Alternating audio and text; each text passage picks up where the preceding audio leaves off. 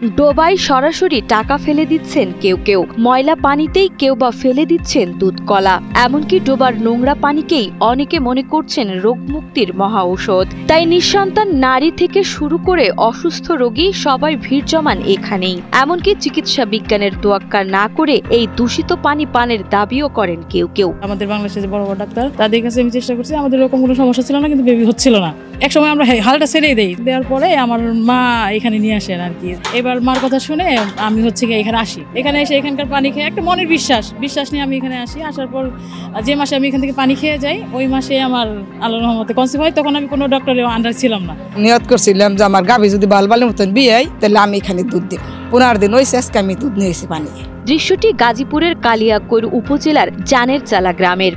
স্থানীয়দের কাছে যা পরিচিত ষাঁড়ের পুকুর নামে। জনশ্রুতি রয়েছে বহু বছর আগে এক জমিদার পুকুরটি খনন করলেও পানি ওঠেনি। পরে স্বপ্নাদেশ পেয়ে দুটি ষাঁড় নামিয়ে দেওয়া হয় তাতে। লোককথা অনুযায়ী ষাঁড় দুটি লড়াই করতে করতে অদৃশ্য হয়ে যায় এবং পুকুরটি পানিতে ভরে ওঠে। সেই থেকেই এর নাম ষাঁড়ের পুকুর। এটা বলে এই জমিদারের আমলে হয়েছে, জমিদারি বলে স্বপ্নে দেয় বলে দুইটা ষাঁড় করে দিবে। ষাঁড় করে দিয়ে আনার পরে 7 দিন বলে পুকুরে নাড়াই করতো। নাড়া করার পরে ডাইবা যা পুকুর হয়ে গেছে। পুকুরের পরিবেশ এখন অনেকটাই মাজারের মতো। পাড়েই রয়েছে দুইটি বিশাল বটগাছ। লাল শালু দিয়ে মোড়ানো বেদিতে সারাদিন ধরে জ্বলে আগরবাতি ও মোমবাতি। মানত পূরণ হলে অনেকে গরু, ছাগল, হাঁস বা মুরগি নিয়ে আসেন। পুকুরের পাড়েই পশু জবাই করে খিচুড়ি রান্না করেন ভক্তরা। সপ্তাহের অন্য দিনের তুলনায় প্রতি বৃহস্পতি ও রবিবার এখানে মানুষের ভিড় থাকে সবচেয়ে বেশি। তবে ভক্তির আড়ালে চলে টাকার খেলা। 10 টাকা থেকে শুরু করে 1000 টাকার নোটও ভাসিয়ে দেওয়া হয় পানিতে। তাদের বিশ্বাস, টাকা ডুবে গেলে মানুষটি ভালো, সাথে দূর হবে তার বিপদ। দিন শেষে সন্ধ্যায় সেই টাকা তুলে নেন পুকুরের খাদেম। এই টাকার অঙ্কটাও নেহাত কম নয়।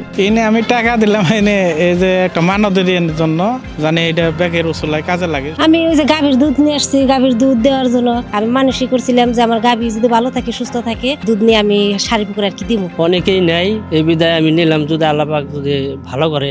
টাকাটা সারাদিন বড় যা দিব সন্ধ্যা সব টাকাটা উঠে গেলাম। মনে করেন একটা টেন্ডারের পুরসভা দিকে একটা টেন্ডারের মতো থাকছে, ওই টেন্ডারটাই আমি আনছি। ওই টাকাটা মনে করেন বছরে 4 লক্ষ টাকা দিতে হয় পুরসভা। সবচেয়ে বিস্ময়কর বিষয় হলো প্রশাসনের ভূমিকা। স্থানীয় প্রশাসন একদিকে বিষয়টিকে কুসংস্কার বা শিরকের মতো কাজ বলে স্বীকার করছে, অথচ সেই কুসংস্কার থেকে রাজস্ব আয় করছে পৌরসভা। এত বছর ধরে পুকুরটি দরপত্রের মাধ্যমে ইজারা দেওয়া হলেও চলতি বছর ইজারা না থাকায় পৌরসভার তত্ত্বাবধানে কালেকশন করা হচ্ছে বলে জানিয়েছেন কালিয়াকৈর উপজেলা নির্বাহী কর্মকর্তা কাউসার আহমেদ। সেই সাথে কুসংস্কার বা শিরকের মতো কাজ না করারও আহ্বান জানান এই কর্মকর্তা। আমরা সুস্থ ব্যবস্থা করার স্বার্থে এটা লিজ এর অধীনে নিয়ে আসা হয়েছিল। তো প্রত্যেক বছর লিজ হয়েছে, বছর ভিত্তিক এটা লিজ হতো। তো এবার লিজটা হয়নি। লিস্টটা না হওয়ার কারণে আমরা সরকারি বিধান অনুযায়ী খাস কালেকশনের সুযোগ থাকে, আমরা খাস কালেকশন করছি। তো আমরা বাইদি বাই যেটা শুনি যে এখানে বিভিন্ন ধরনের মেল প্র্যাকটিস করে থাকে অনেকে, কুসংস্কারের উপর ভিত্তি করে। তো আমরা সবাইকে নিরুৎসাহিত করব, কুসংস্কারে পা দেওয়া দরকার নাই। যেটা এখানে মাছ চাষ করার সুযোগ আছে, তাদের জায়গাটা ব্যবহার করার সুযোগ আছে, এটার উপর ভিত্তি করে যেটুকু রেভিনিউ জেনারেশন হবে সেটাই আমরা সবাই উৎসাহিত করবো। আর এই যে কুসংস্কার ভিত্তিক যে প্র্যাকটিসগুলো আছে, যে বিভিন্ন পুকুরে নাকি পয়সা ছিটিয়ে দেয়, এই টাইপের কথাবার্তা শুনেছি, আপনাদের মাধ্যমে শুনেছি। তো এটা সবাইকে নিবৃত্ত থাকার জন্য অনুরোধ করবো। প্রশাসন মুখে কুসংস্কার বিরোধী কথা বললেও কার্যত কুসংস্কারকে পুঁজি করে আসা অর্থ সরকারি কোষাগারে জমা দিচ্ছে। এখন প্রশ্ন, কুসংস্কার দূর করা জরুরি নাকি সেখান থেকে রাজস্ব আদায়?